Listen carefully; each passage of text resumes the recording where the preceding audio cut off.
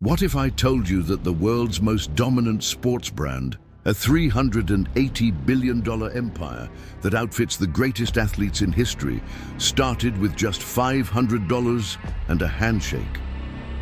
What if I told you that this same giant was once just one step away from bankruptcy, only to be saved by one of its biggest competitors?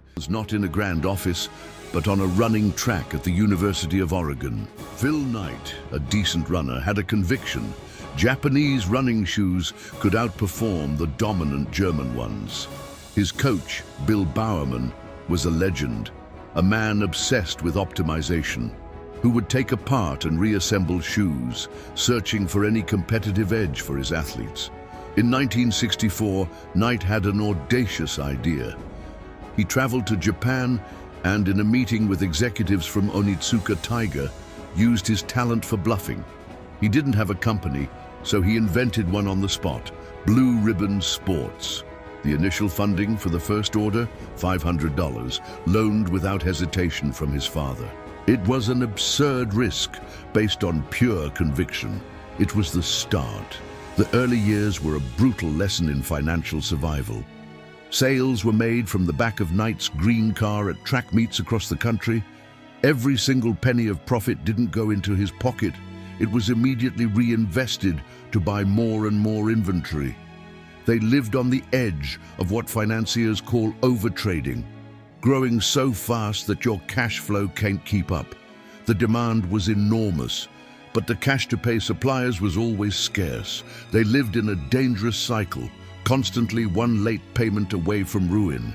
The local bank, seeing a business with no tangible assets and chaotic cash flow, refused to extend more credit. To them, Blue Ribbon Sports wasn't a promising business, it was a house of cards. The turning point, and almost the end, came in the early 70s. The relationship with Onitsuka was disintegrating. They discovered their supplier was looking for other distributors in the US, betraying their partnership. Knight and Bowerman knew they needed their own brand to survive. So, in 1971, Nike was born, named after the Greek goddess of victory. For the logo, they hired a design student from Portland State University, Carolyn Davidson. For 17 hours of work, she gave them one of the most recognizable symbols on the planet, the swoosh. The payment? Just $35. A history-making bargain, but one that also reveals just how tight the budget was. But creating a brand required more money than they ever had.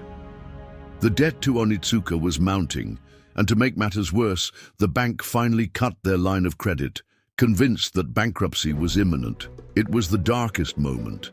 Phil Knight, in his book, describes the feeling of absolute panic, knowing he couldn't make payroll. He thought, it's over. And here's the twist no one saw coming. Desperate, Knight sought a new financial partner and found one in Japan. A trading company named Nisho Iwai saw the potential their American bank couldn't. They agreed to finance Nike, but the irony was immense. Nisho Iwai was also a financier for one of Nike's competitors. In an unbelievable move, it was an indirect competitor that gave them the financial lifeline to pay their debts, and more importantly, fund the production of their own line of shoes. They were saved by a thread. From there, Nike exploded.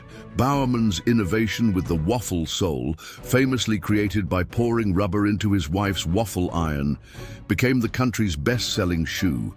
The company went public in 1980, turning the founders into overnight millionaires. But success attracts fierce competition. In the mid-80s, Nike's empire began to tremble. Sales stagnated for the first time in its history. The reason? The culture had changed. The aerobics craze, with its neon colors and vibrant outfits, took over America, and Nike, with its image as a serious, functional running brand, was left behind. Reebok, on the other hand, embraced aerobics, creating shoes specifically for this audience, and their sales skyrocketed, surpassing Nike in US revenue. Nike was losing its cultural and financial relevance. They needed something revolutionary, a game-changing bet, And that revolution came in the form of a basketball rookie from North Carolina. At this exact moment, with the company at a crossroads, being crushed by Reebok, they made a decision that seemed like madness to many at the time. They bet their entire marketing budget on a single athlete, Michael Jordan. It was a $2.5 million deal for 5 years, something unheard of. What would you have done? Would you have risked your company's future on a single player who had yet to prove anything in the professional league? Let me know your strategy in the comments below. The bet on Jordan didn't just pay off. It redefined sports marketing forever, but it wasn't just because of his skill. It was because of Nike's marketing genius.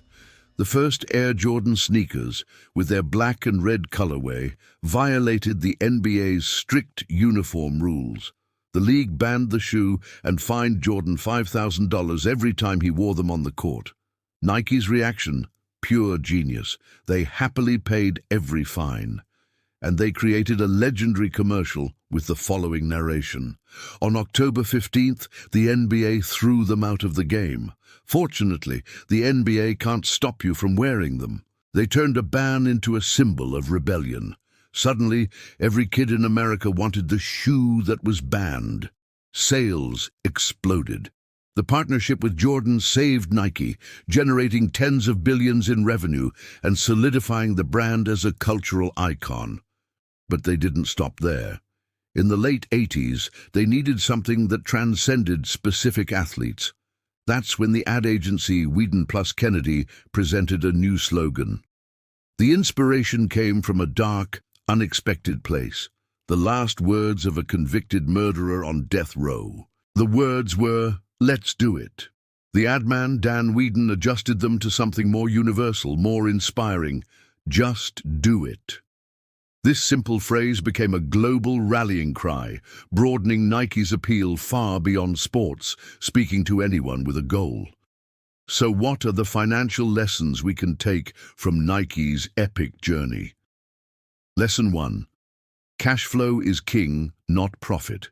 Nike almost died, not from a lack of sales, but from a lack of cash to operate. It's a brutal lesson. Profitability on paper means nothing if you can't pay your bills. Smart cash flow management is the lifeline of your business. Lesson 2. Embrace asymmetric bets and calculated risk. The Jordan partnership and the banned shoe campaign were huge risks, but with an infinitely greater potential upside. The biggest wins come from bold bets, where the potential reward far outweighs the risk of loss. Don't be afraid to be a rebel. Lesson 3. Build a brand, not just a product. The sneakers were the product, but Air Jordan and Just Do It became the culture. They sold victory, rebellion, and determination. A product can be copied, but a strong brand with a powerful story creates an emotional connection that money can't buy and competition can't replicate. And a final lesson on value. Years later, Phil Knight didn't forget the student who designed his logo for 35s. He invited her to lunch, surprising her with a diamond ring shaped like a swoosh, and more importantly, a significant number of Nike shares, which are now worth a fortune. A reminder that true value often reveals itself over time. Every day, we decode the financial blueprint of another giant. If you're serious about understanding how wealth is built, make sure you hit that subscribe button and ring the bell. Now I want to hear from you. What's the single biggest lesson you took from Nike's journey? Share your thoughts in the comments. I read every single one, and if this story provided you with any value, the best way to support us is by hitting the like button and sharing this video with one friend who needs to see it.